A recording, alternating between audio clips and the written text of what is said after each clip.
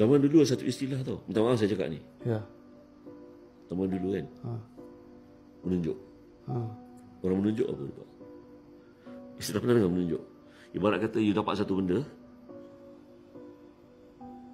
Minta maaf lah isteri you bagi satu hadiah pada you. Jam tangan Rolex tu.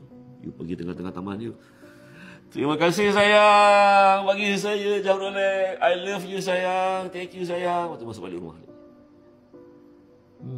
Perlu ke tu buat macam tu? You boleh cakap dengan dia, terima kasih sayang, buat abang macam ni, I love you, kat dalam bilik. Boleh kan?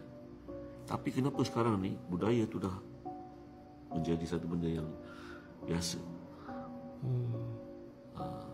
Kalau ada orang istilah share. Kongsikan. Share dalam bahasa apa? Istilah tu dicipta oleh pencipta Islam daripada barat lah. Share.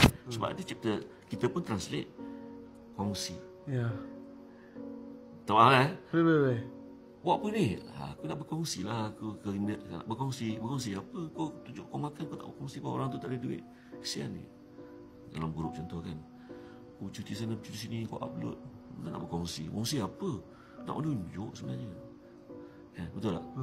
Kan ayat-ayat macam yang kita pinjam daripada Mak Saleh ni kan. Contoh, dulu bila internet, berlakunya internet, we serve the internet kan. Apa kita buat? Kita translate. Apa bahasa Melayu cakap apa? Melayari. Logik kita nak melayari internet. Tapi sebab kita tak ada istilah sendiri. Itu yang berlaku tadi tu, sharing tadi tu. Kongsi.